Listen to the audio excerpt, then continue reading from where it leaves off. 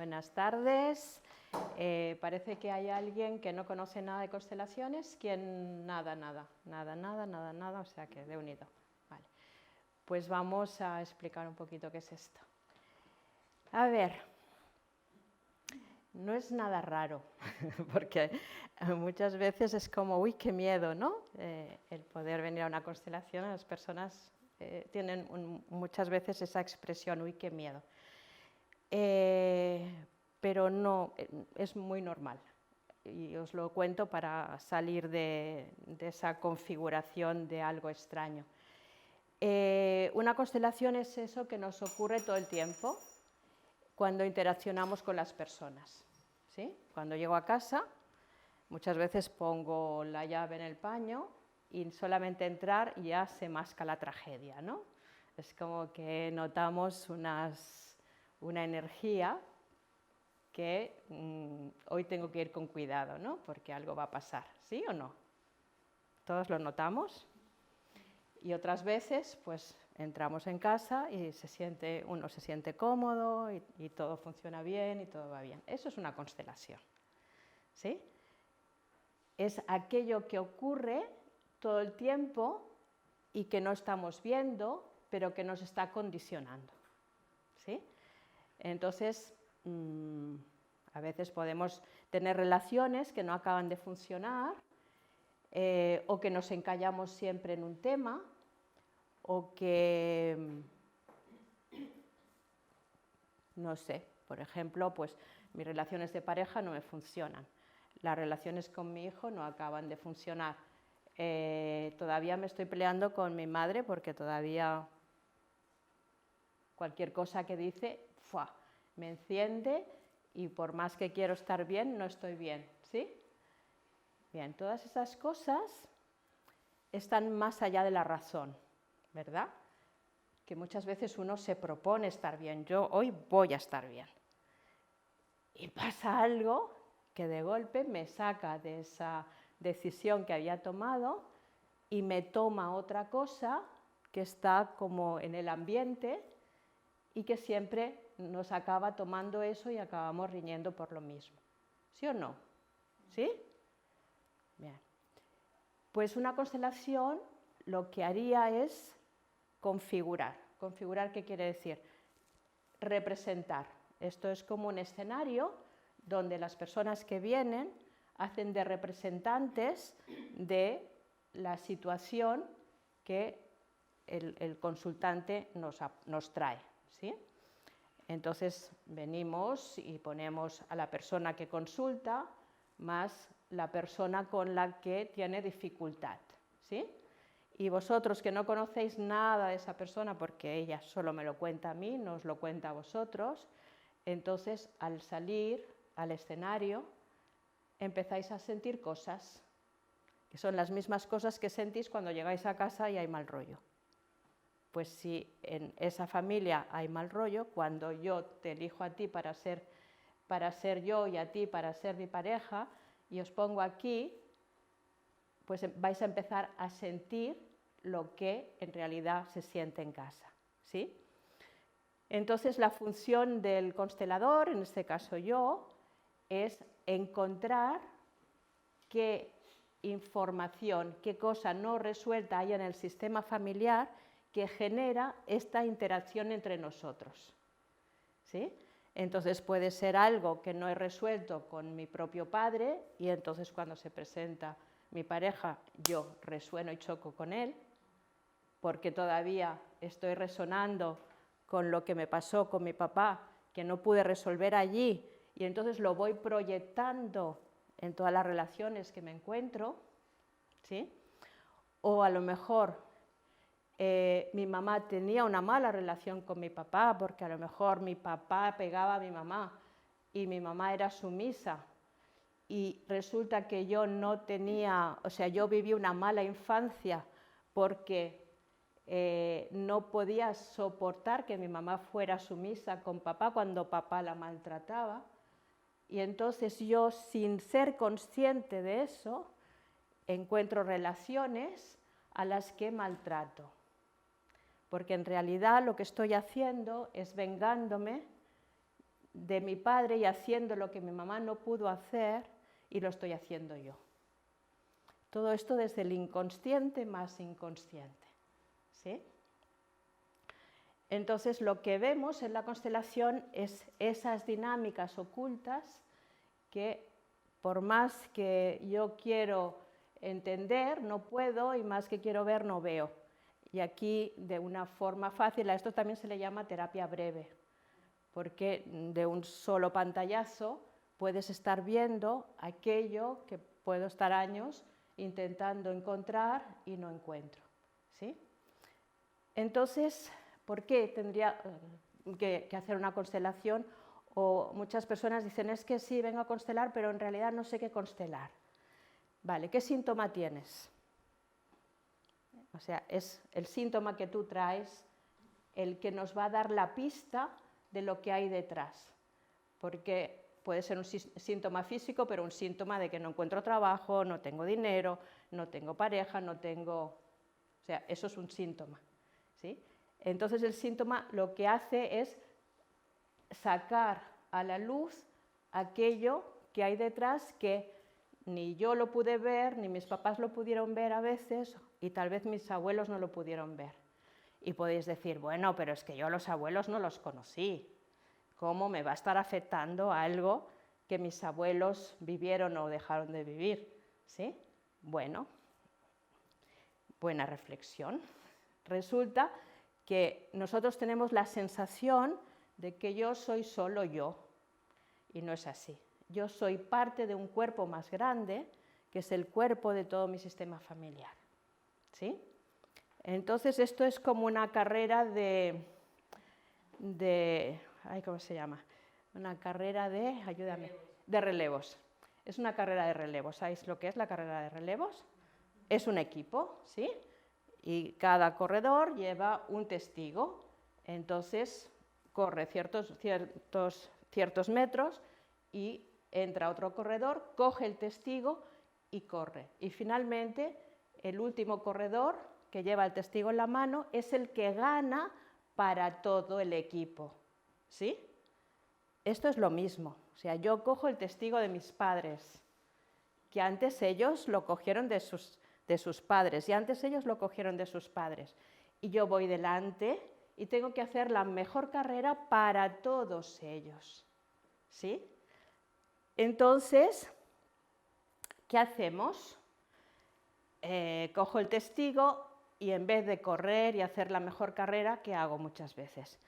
Me doy la espalda y me quedo mirando a papá, mirando a mamá, mirando aquello que no hicieron, juzgando o queriendo salvarlos, o cuántas cosas hacemos muchas veces en vez de caminar hacia adelante. ¿Cuántas veces no estamos caminando hacia atrás?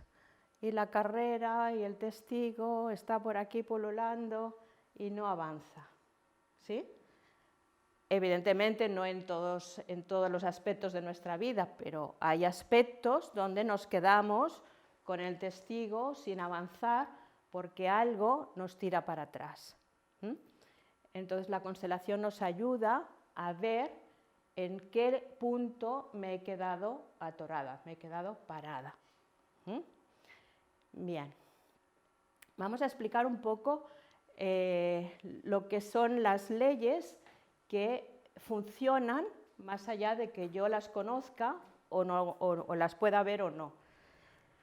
Y lo que nos cuenta Bert Hellinger, que es quien hizo que este método viera la luz y se hiciera muy grande y lo conociera mucha gente y en muchas partes del mundo, él hablaba de 3 leyes fundamentales, que son las leyes del amor, según lo que él nos transmitió. Y la primera ley es la ley de la inclusión o de la pertenencia. ¿Qué quiere decir eso? Que todo el que ha nacido en una familia tiene derecho a pertenecer a esa familia. Todo el que genera un vínculo con una familia tiene derecho a ser reconocido desde el vínculo, ¿sí? Por ejemplo, yo tengo un novio anterior, que, bueno, se muere o rompo de mala manera, ¿sí? Entonces, no quiero saber nada más de él, lo excluyo, le hago la cruz y raya y punto. A lo mejor hemos tenido una relación de 10 años, ¿sí? He generado un vínculo con esta persona. ¿Qué quiere decir? Que yo no... Hola. Que yo no voy a poder tener otros vínculos, sí que los voy a poder tener, pero siempre y cuando yo cierre bien los vínculos anteriores, ¿sí? Cuando yo cierro bien el vínculo anterior, el posterior se puede dar, ¿sí? ¿Se va entendiendo? Vale. Por ejemplo, cuando un papá y una mamá se divorcian y, bueno, los dos dicen, pues no, estoy muy enfadado contigo, no quiero saber nada contigo, fuera de mi vida, no te dejo ver a los niños son míos, a ti te encontré en la calle, no eres nadie. ¿Qué estamos haciendo? Estamos excluyendo a alguien con un vínculo muy importante. Es un vínculo que yo he tenido con este señor durante X años, pero es un vínculo que en este momento somos padres de esos hijos. Ya no es alguien que pasaba por aquí, sino que hemos generado una familia y somos padres de esos hijos.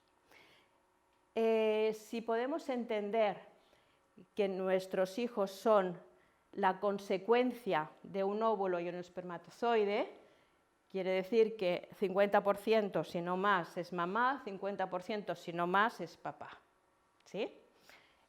Por lo cual, cuando yo a ese señor le estoy diciendo no vales nada, en realidad le estoy diciendo a mi hijo la mitad de ti no vale nada.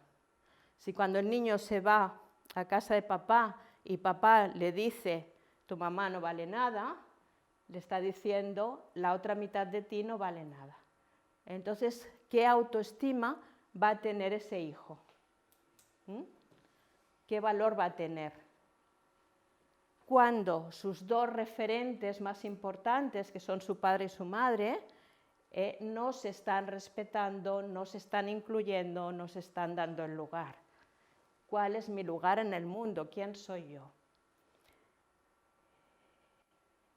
A veces las personas me preguntan qué está pasando, ¿no? con la gente joven, cuánto desarraigo hay.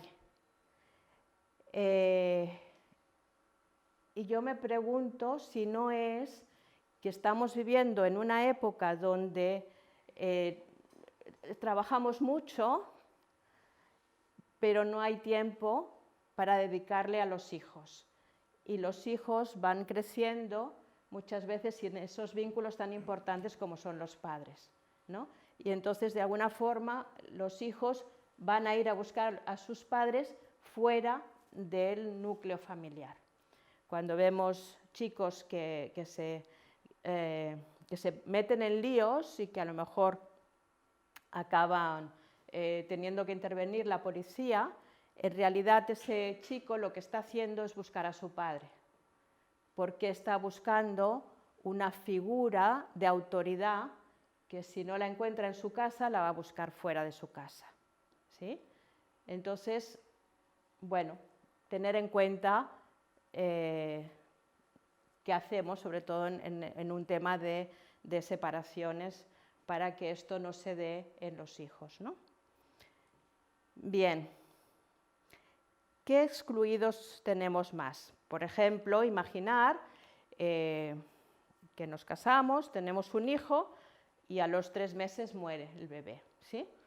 Entonces, eso es muy doloroso para unos padres.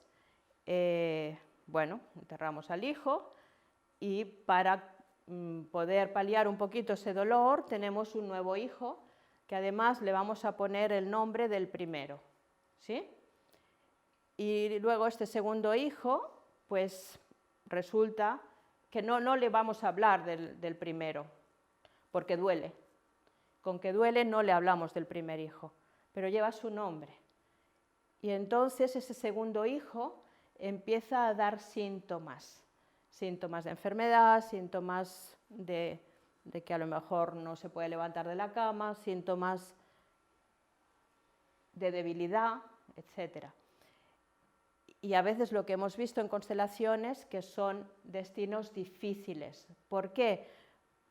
Mirad, lo que yo estoy hablando aquí, lo estoy hablando desde un cerebro reptil. Y un cerebro reptil es aquel que está diseñado para la supervivencia, ¿sí? Y es arcaico, ¿ok? Que va más allá de la mente inteligente que podamos tener en estos momentos, ¿sí? Entonces, ese cerebro reptil dice, tengo el nombre de un hermano muerto, por lo cual estoy muerto. Y genero síntomas de muerte, ¿sí? O otra cosa que también ocurre, imaginaros que sí, lloramos al primero, lloramos al primero, lloramos al primero, tenemos el segundo, pero seguimos llorando al primero y dejamos de lado al segundo porque seguimos llorando al primero. Entonces, de alguna forma, ese segundo está creciendo sin papás, porque los papás están tan apenados por la muerte de su primer hijo que están viviendo sin el apoyo, sin el sostén de esos padres, ¿sí? Bien, ¿por qué se da? ¿Por qué se da que los papás se quedan atrapados en el dolor de un hijo muerto? Primero, porque no es natural, es una muerte que no es natural. Y segundo, porque los seres humanos somos mamíferos y nuestro sentir es proteger al más débil. Y si tenemos 5 hijos y uno muere, ¿quién es el más débil? Para el subconsciente, el muerto. Por lo cual estamos más atendiendo al muerto y dejando al vivo de lado. O por ejemplo, si tenemos varios hijos y uno de ellos nace con una discapacidad o con una enfermedad, estamos atendiendo al enfermito y al hijo que está bien dejamos que vaya criándose solo, ¿sí? Entonces estos son algunos movimientos que nosotros vemos y que generan hijos que están muy enfadados con sus padres.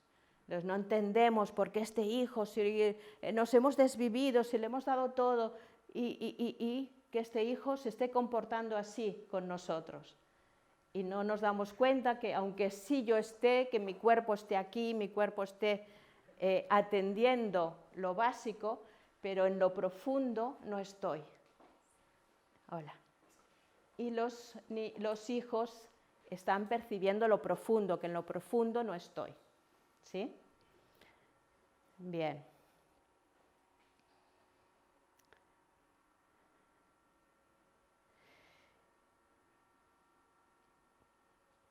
Cuando hacemos una constelación, entonces lo que hacemos, porque diréis, bueno, sí, muy bien, esto es una historia que me estás contando, pero ¿qué hacemos con esto?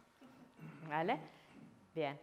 Entonces, lo que hacemos con esto es que nuestro subconsciente no entiende de real o simbólico. Y con que no entiende de real o simbólico, simbólicamente hacemos un movimiento. Es un movimiento que aparece, ¿eh? No es un movimiento que forzamos, sino que es un movimiento que aparece. Y entonces ese movimiento que aparece es poder ver dónde se quedó la mamá enganchada. Vemos que la mamá todavía está lamentando, llorando al muerto. Entonces es poder ir ahí, mirar a ese bebé que murió ahí, poder reconocerlo, poder honrarlo y poder enterrarlo, para que después esa mamá pueda salir de ahí y pueda ver a sus hijos vivos. Y solo con eso, este shock, este trauma que teníamos por aquí instalado, de golpe, se diluye. Y de golpe recupero a mi mamá, esa mamá que yo había perdido o que no había llegado a tener en mi vida, porque estaba en su dolor, en su sufrimiento. ¿Ok? Bien.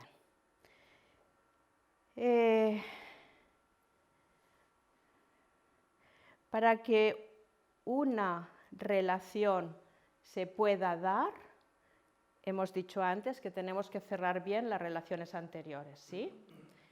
Y la primera relación que hemos de cerrar bien, ¿cuál es? La de nuestros padres, ¿sí? Si os dais cuenta, ya de forma natural, en realidad la naturaleza nos lo muestra y es perfecta. Lo que pasa es que nos rebelamos contra esa perfección de lo que es, ¿no? Pero ya es perfecto. Cuando los hijos llegan a la adolescencia, tienen una sensación de que ya no pueden devolver todo lo que han recibido de los padres. Y esto lo vamos a asociar con una ley que es la ley del equilibrio entre el dar y el tomar, ¿sí? Entonces los papás dan, los hijos reciben, y llega un momento que ya, no quiero nada más de vosotros, ¿sí? Y acostumbra a empezar pues, en la adolescencia, donde ya quiero salir, ya quiero ser yo mismo, ya me tengo que desidentificar de ellos, porque hasta ahora era yo y ellos una sola cosa, pero ya necesito ser quien soy, y para saber quién soy tengo que salir, equivocarme, vivir, pegarme hostias y poder resolver por mí mismo y dejar que sean papá y mamá los que me resuelvan. Cuando eso se va dando de forma natural, está perfecto, y llega un momento donde el chico ya ha hecho musculitos, ya se ha equivocado muchas veces y ya puede salir y puede soltarse. Pero cuando este movimiento no se le permite, porque hay una mamá, vamos a poner a las mamás porque son las que acostumbran a ser más posesivas, que más cogen a sus bebés, los meten debajo de sus alitas y no los dejan volar. Cuando eso ocurre, entonces el hijo llega una edad, llega un momento que ya no tiene fuerza para salir.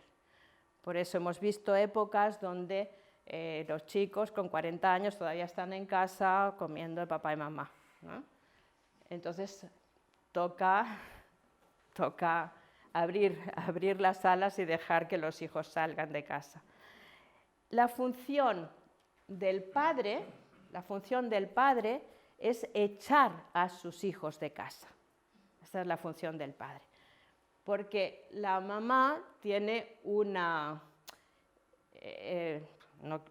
hay veces que es la mamá los que los echa y el papá el que los retiene, ¿eh? No me hagáis caso porque hay mujeres más masculinas y hombres más femeninos. Entonces,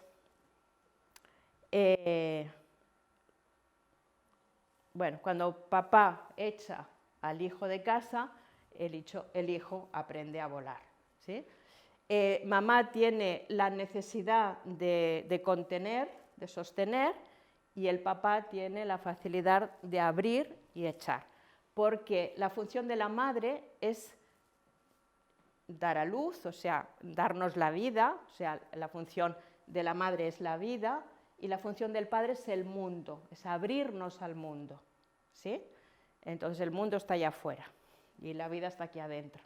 Por eso la función de mamá es para adentro y la función de papá es para afuera, ¿sí?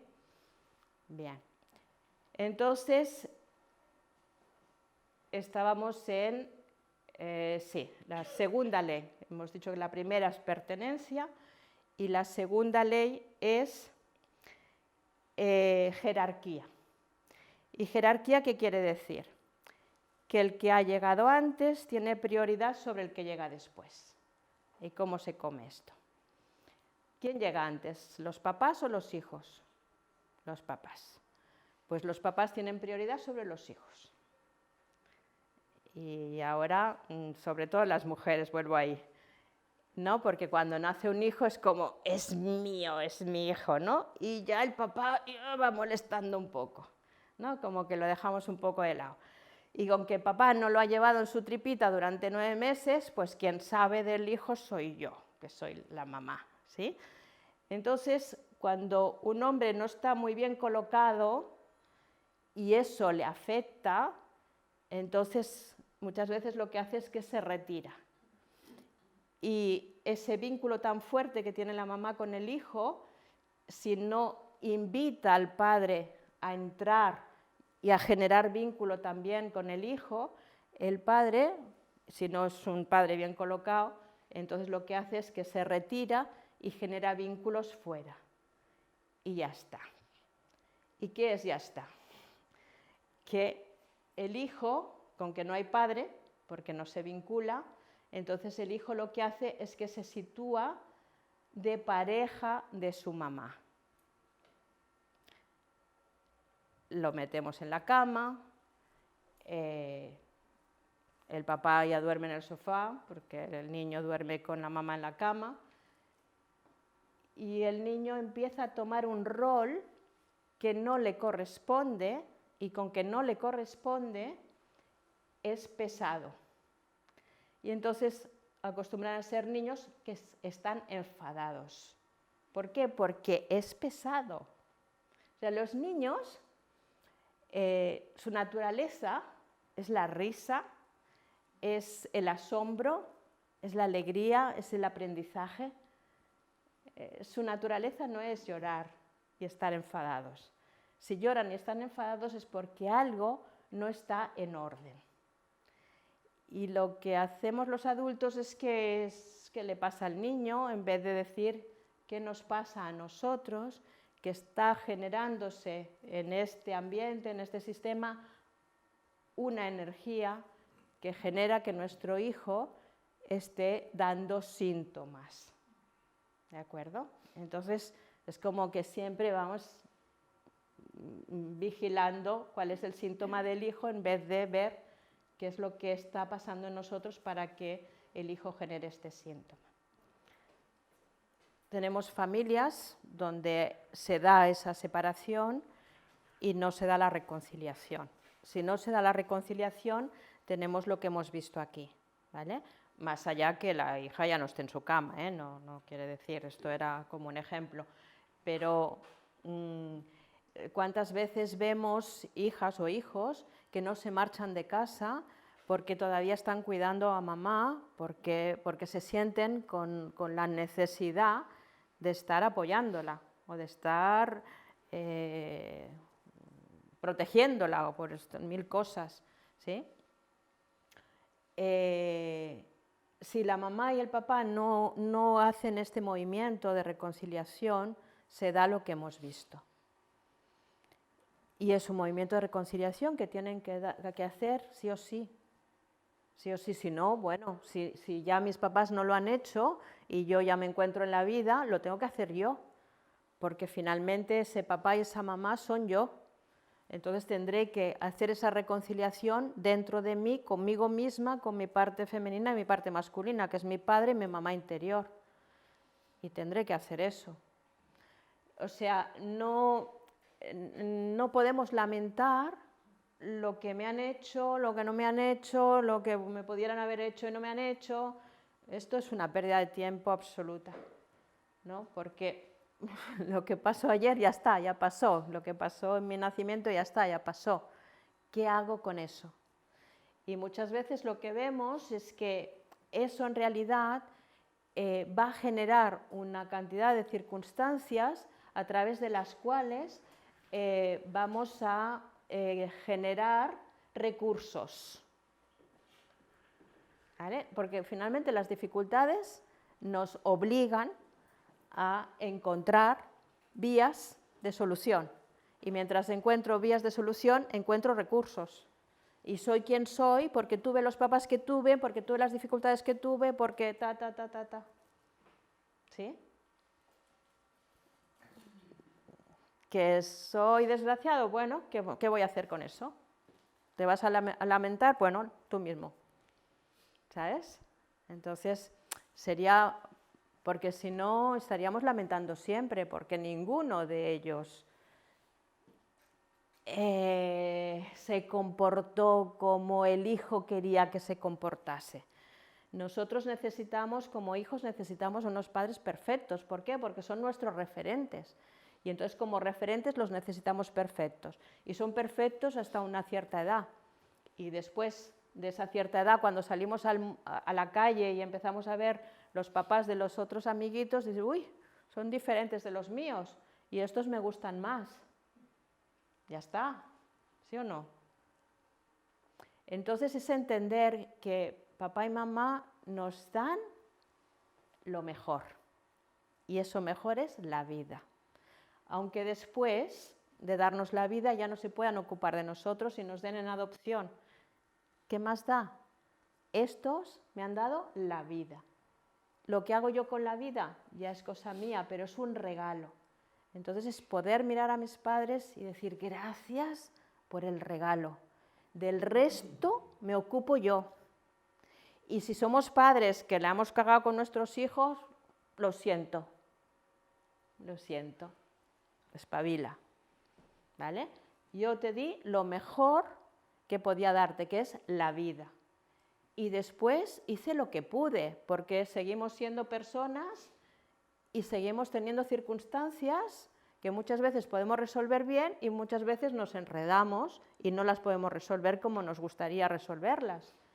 Y entonces ahí están implicados nuestros hijos y nuestros hijos se ven implicados en esas cosas que nosotros no podemos, por lo que sea, por las circunstancias que son infinitas, ¿no? Entonces, sacarnos las culpas de delante. Hay un grupo de mamás que se llaman las malas madres, ¿no? Porque se dan permiso a ser mala madre.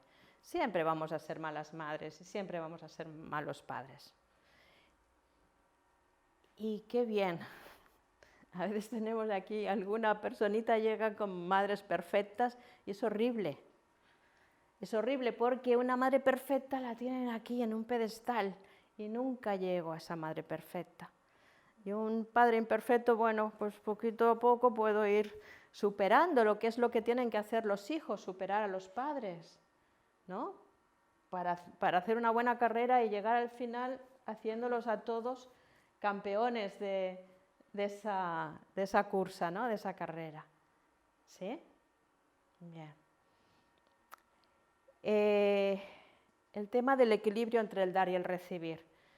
Hemos hablado que de los papás recibimos todo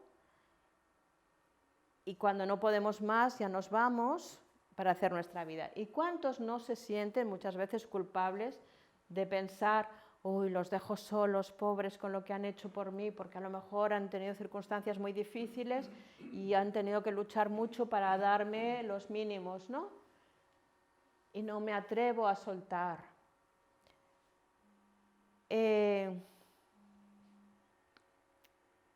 Los pequeños devuelven a los grandes, los hijos devuelven a los grandes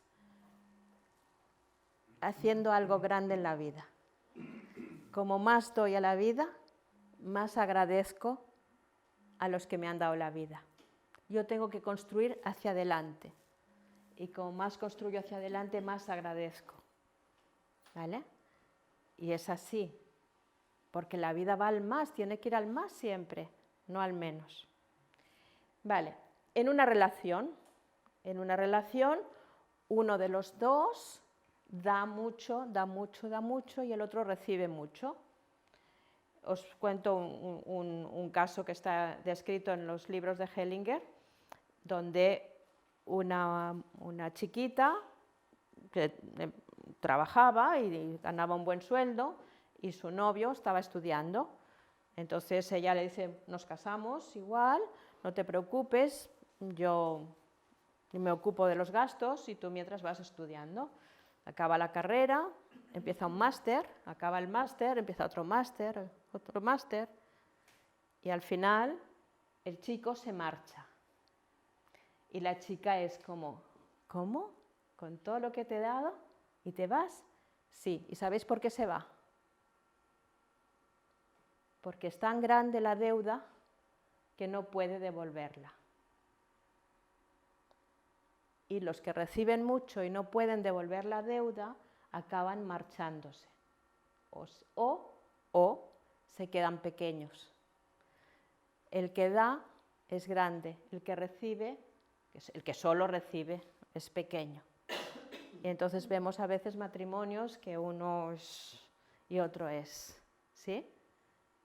Porque no han sabido equilibrar bien el dar y el recibir, ¿sí? ¿Y qué quiere decir? ¿Que tenemos que dar de lo mismo? No, yo tengo que dar de lo que tengo y tú me das de lo que tienes, ¿no? Porque imagínate, pues nos casamos un señor que tiene mucho dinero y una señora que tiene poco.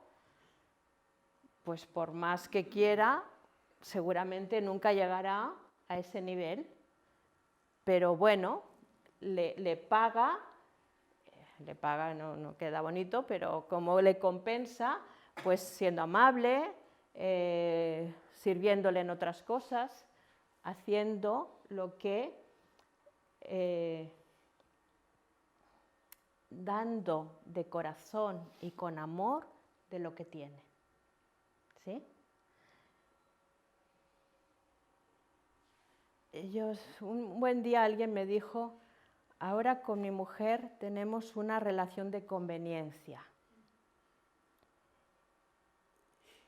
Dice, y mi mujer que es lingüista y tal, dice, una relación de conveniencia quiere decir aquellos que les conviene caminar juntos. Y dije, qué bonito, qué bonito. No, porque muchas veces en las relaciones nos enamoramos, es un festival de hormonas para arriba, para abajo, y luego cuando esto se baja, no sabemos de qué hablar, no nos gustan las mismas cosas, somos incompatibles en un mogollón de cosas. ¿Y dónde me engancho ahora para poder sostener y generar amor? Porque una cosa es el enamoramiento y la otra cosa es el amor. El amor se conquista, pero tiene que haber un poco de sustrato para que pueda sostenerme, quedarme y hacer que eso crezca, ¿no? Bien, hemos hablado del... Sí, y Hellinger habla de algo muy interesante, que es en el amor de pareja uno da y el otro cuando puede da un poquito más. Y el otro cuando puede da un poquito más. Dice, así el amor va creciendo. Porque si los dos damos lo mismo, o sea, tú me das un poco y yo te compenso por ese poco que me has dado, es como que la relación se termina. Porque si yo voy a comprar garbanzos y pago los garbanzos, pues ya está, esa relación ya no sigue, no hace falta. Pero una relación de pareja es un equilibrio desequilibrado, ¿no? Bien. Son las 8. Vale, pues yo pensaba que en este punto pudierais hacer preguntas, porque seguramente van a ser más interesantes que escucharme todo el rato a mí. ¿Quién tiene alguna pregunta? Bueno, aquí hay muchas preguntas, ¿no? Pero Genial. durante toda la sesión ha estado hablando del rol masculino y femenino, ¿no? Cuando ahora últimamente las tendencias dicen que ya no existe, que todos son iguales, que no son iguales en derechos, ¿no? Sino que ya no existe la feminidad o la masculinidad dentro de la, no dentro de yo soy más, sino. Pero tiene, y por ejemplo la figura del padre o la figura de la madre o cuando no se tiene un padre, no se tiene una madre o matrimonios se van a buscar en el banco de esto, ¿no? Entonces es importante tener la figura del padre y la madre diferenciadas o no. Bien, es muy buena e interesante pregunta. Bueno, como todo cambia, todo cambia y lo que va a venir ahora no sabemos. Pero lo que hablamos aquí siempre es de lo mamífero y de lo arcaico y de las respuestas arcaicas que tenemos delante de las cosas que nos pasan en la vida. Lo que está claro que de momento todavía venimos de un óvulo y un espermatozoide. Y el óvulo lo aporta la mujer y el espermatozoide el hombre, más allá que sea in vitro y congelado. Entonces ese óvulo tiene un origen, aunque no lo conozcamos, que es una madre y una familia. Y ese espermatozoide tiene un origen, aunque no lo conozcamos, que es de un hombre y de una familia. Entonces tenemos que ir como a reconocer el origen, de dónde vengo. Dice que quien pierde los orígenes pierde su identidad, ¿no? Entonces, reconocer de dónde vengo, más allá que no lo conozca porque son de donantes, pero sí como agradecer a esos donantes, aunque no los conozca, que gracias a ellos yo pueda tener la vida. Cuando hacemos esto, nos va mejor. Lo hemos visto con ella, ¿verdad?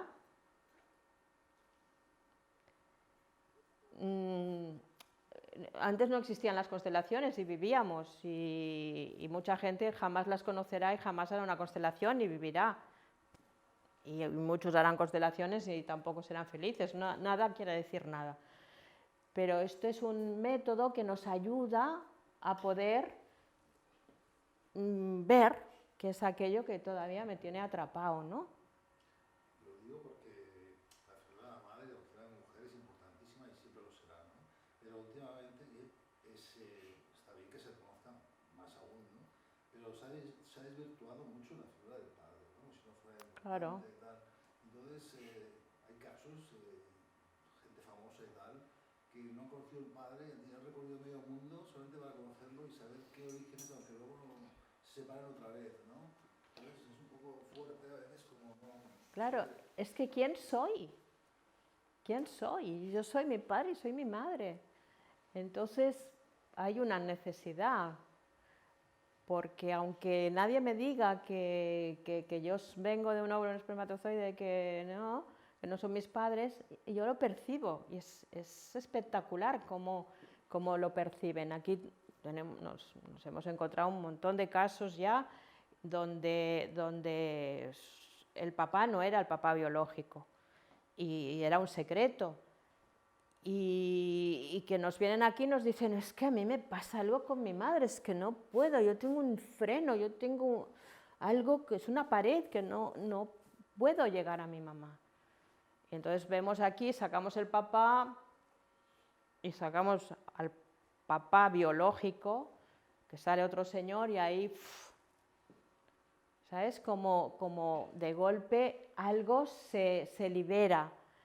El poder liberar los secretos, que en todas las familias hay secretos, pero hay algunos secretos que me conciernen directamente a mí, porque si mi papá, el que me dicen que es mi papá, no es mi papá, mi mamá ha llevado un secreto durante toda su vida, mi mamá cada vez que me ve a mí, en realidad está viendo su, entre comillas por favor, su pecado, está viendo su mentira, Entonces, ¿cómo voy a tener una buena relación? ¿Vale? O sea, más allá de los no dichos, ese no dicho genera un campo de energía, un campo de información. Y es entender eso, que somos esos campos de información.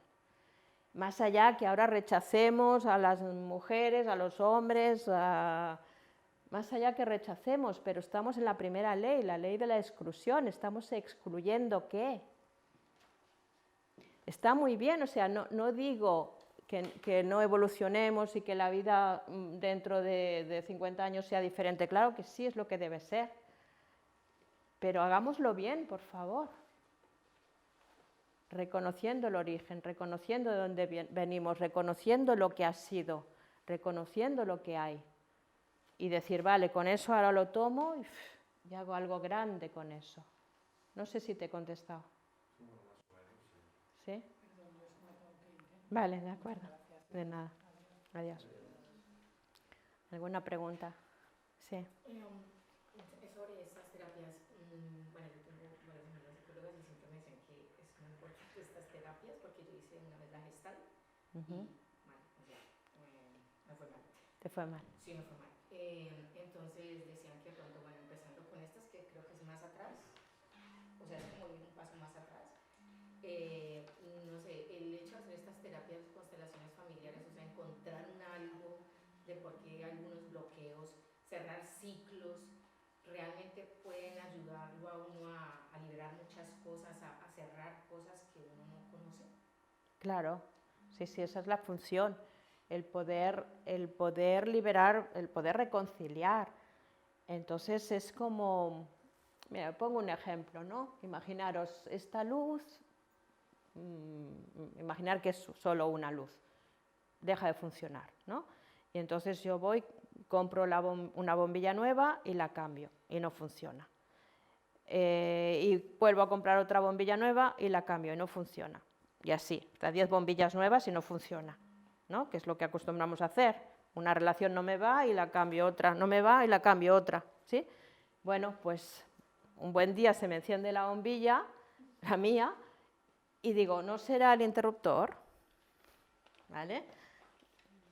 Y a lo mejor tampoco. Entonces me voy allí a la entrada, digo, ¿no será el conmutador? Y, mira, engancho un cable allí y la bombilla funciona. Es lo mismo. No me va, no me va, no me va, no me va, y resulta que hay una relación aquí detrás que se desenchufó y lo que hacemos es enchufarla. Y por favor, yo quiero que os vayáis con una idea muy clara. No estamos separados de mi familia. Nuestro ADN es el ADN de mis padres y el ADN de mis padres es el ADN de mis abuelos, etc., etc., etc. Y cuando mi mamá estaba en el útero de mi abuela, allí ya se generaron los óvulos. Mi mamá mi abuela ya gestó los óvulos donde yo iba a nacer. ¿Vale? Los óvulos que me dieron la vida a mí ya estaban en el útero de mi abuela. Por lo cual, lo que mi abuela vivió ya está como información genética en ese óvulo que me dio la vida a mí. Entonces no podemos entender que no estamos separados de todos ellos. Pues bueno, vamos a tomar la fuerza y ser egoístas. Yo hablo de egoísmo, ser muy egoístas. Es para mí, es para ser la mejor versión de mí misma. Entonces, ¿cómo podemos ser la mejor versión de mí misma? Viendo cómo lo han hecho ellos, cómo se han equivocado, cómo han resuelto, cómo han vivido, cuánto hay que tomar de ahí para hacerlo mejor. Bueno, pues muchas gracias por venir, ha sido un placer. Sin vosotros yo no podría hacer este trabajo, o sea que muchísimas gracias. Y que bueno, que estamos en Dodecaedra, que tenemos muchas cositas muy interesantes, desde transgeneracional, biodescodificación, que ya nos empieza a meter el poder ver a nuestra familia desde ese tronco y no vernos separados de. Entonces, cualquier cosa en la web lo tenéis. Tenemos cursos online también, sobre todo en el transgeneracional lo tenemos online, que os ayuda a que podáis hacer vuestro árbol en casa porque vais muy bien guiados, porque está muy bien explicado. Y cualquier cosa, aquí estamos. Muchas gracias.